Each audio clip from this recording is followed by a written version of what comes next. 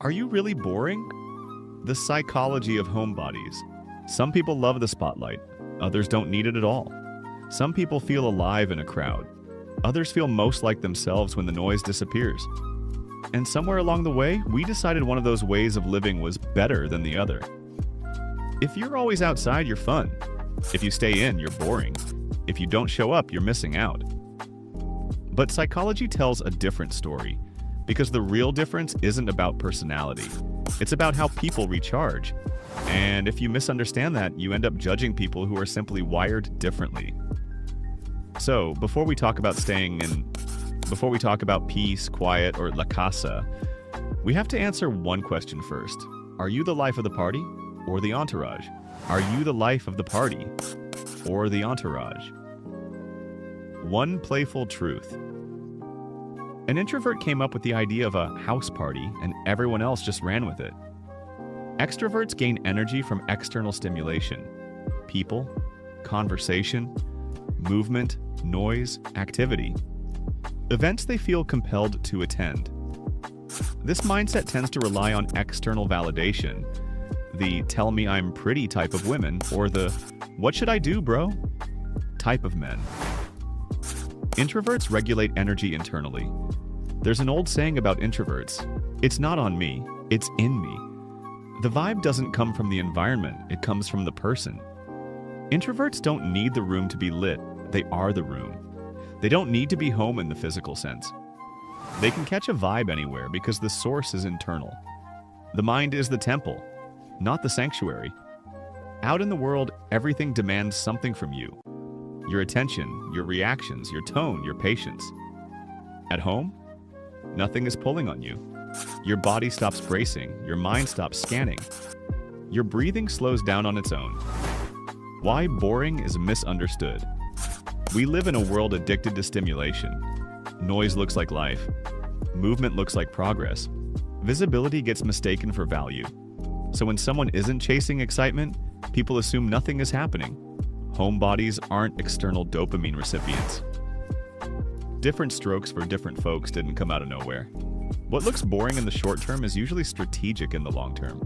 Boring people are often playing the long game. They're the turtle in the race, not slow, just not burning energy, sprinting in the wrong direction. Viral moments feel powerful, but foundations are what last. Think about it like this. A great white shark survives on exciting raw power. It has to keep moving, it has to dominate to eat. An octopus survives on intelligence. It blends in, it waits. It uses timing, camouflage, and strategy. Both survive, but only one relies on brute force. So if you're not chasing every invite, if you don't need a crowd to feel alive, if your piece looks boring to people who need noise, that's not a flaw. That's knowing yourself. And that's how you catch a vibe. At La Casa, because you're always at home mentally when you know yourself. Hate me or love me. Respect your own mind and others will follow. There's a quiet truth most people learn too late. The way you treat your own mind teaches other people how to treat you. When you ignore your limits, others learn they can ignore them too. When you overextend yourself, people get comfortable expecting access. Being a homebody often isn't about comfort. It's about control. Out in the world, everything is unpredictable. At home, predictability replaces chaos. That predictability isn't boring, it's proper channeled frequency. This is where boundaries are born. Saying no without guilt is one of the highest forms of self-respect, because every yes costs something. Time, energy, compromising. When you stop explaining yourself, people who benefited from your over-availability feel uncomfortable. Also, you can't allow the ridicule break your mindset. If the world wants to be on demon time, so bid catching a vibe at La Casa is God's plan. And that's where the title comes in. Hate me or love me. Either way, my mind comes first, and over time something interesting happens. People adjust, they'll either repel or attract themselves by channeling their own frequency. Not because you demanded respect, but because you modeled it. It's not what you say, it's how you say. At the same, it's best to be aware of the actions that result in hypocrisy. That'll let others know that your word is valuable. How to be productive during downtime. Most people assume productivity comes from more input. more content, more opinions, more stimulation, more consumption. But for some minds, creativity doesn't expand with overconsumption, it fractures. Quiet as a productivity amplifier. When stimulation drops, something important happens. The mind stops reacting and starts connecting. Thoughts that were constantly interrupted finally get the space to finish forming. Ideas stop multiplying, they deepen. Patterns stop scrambling, they emerge. Focus replaces urgency. Quiet isn't empty. Quiet is uninterrupted processing.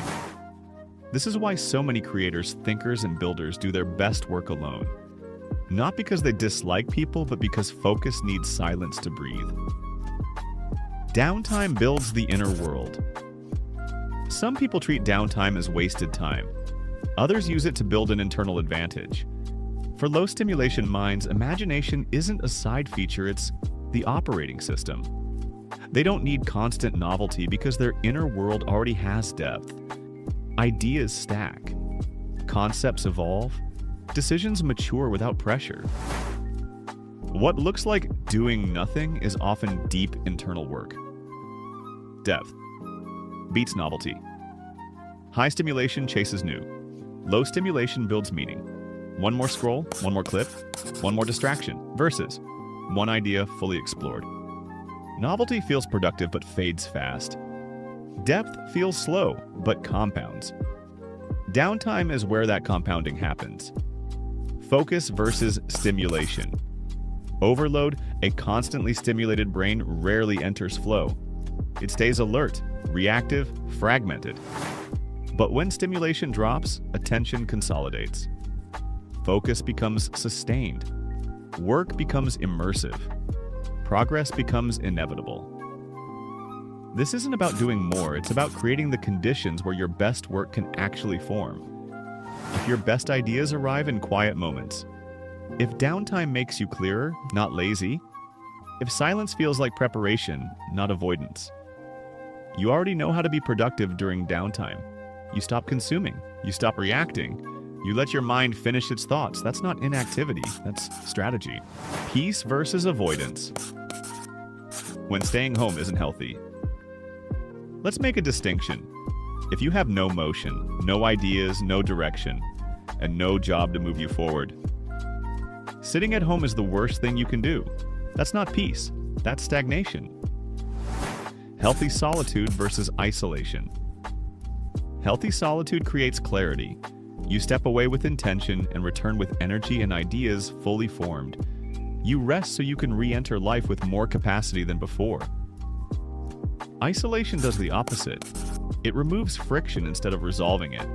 It delays decisions instead of clarifying them. It shrinks your world while convincing you that you're protecting your peace. Solitude is chosen.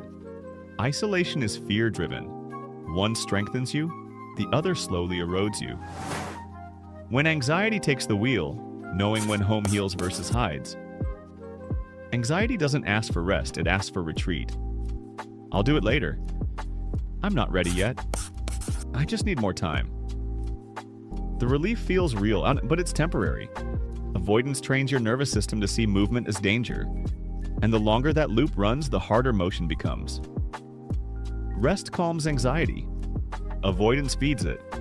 If you're staying home because of anxiety, admit it to yourself, without judgment. Then pause and ask, do I feel clearer after time alone? Or heavier? Do I return with energy or less tolerance for life? Am I choosing quiet or avoiding discomfort? Healing solitude prepares you to re-engage with the world. Avoidance slowly removes you from the game. Take a step back if needed, but don't let anxiety scare you out of taking 2 steps forward. You might fail. You might fail badly. But don't let anxiety decide your future by keeping you still. Trauma, depression, and the blurred line. Trauma and depression complicate this further. When hardship is experienced at an extreme level, staying home isn't always the solution. Sometimes the right move is to step outside yourself and seek support, including therapy. Home can feel safe, but it can also become numbing. Days blend together. Motivation fades, time loses its edges. This isn't healing, it's disconnection. Eventually, you have to rebuild yourself for the better. It's fine to start that process on your own time, but there's a difference between moving slowly and never starting at all. Staying home isn't the enemy. Using home to avoid forward motion is. Peace equips you to face life stronger. Avoidance convinces you life is something to hide from. Know which one you're practicing. Your future depends on it. Reflection. If you're sitting at home right now, not resting, not recovering, just paused. This part is for you. There's a difference between stillness that heals and stillness that quietly steals momentum. Comfort can feel safe. Familiar can feel calm. But days without motion turn into routines. And routines turn into outcomes. If something in you knows you're capable of more, but your days keep ending the same way, it's not a motivation problem. It's a system problem. Before you scroll, before you sleep, go watch the video. You are unsuccessful because of your daily routine. Not to feel bad, not to feel pressured, but to finally see what's shaping your results. And if this message hit, like the video so it reaches someone else who's stuck, share it with a friend who needs a push, comment what's been keeping you still, and subscribe for more breakdowns that help you move with intention. Because nothing changes until something moves. We are the hearts of the world. See you in the next one.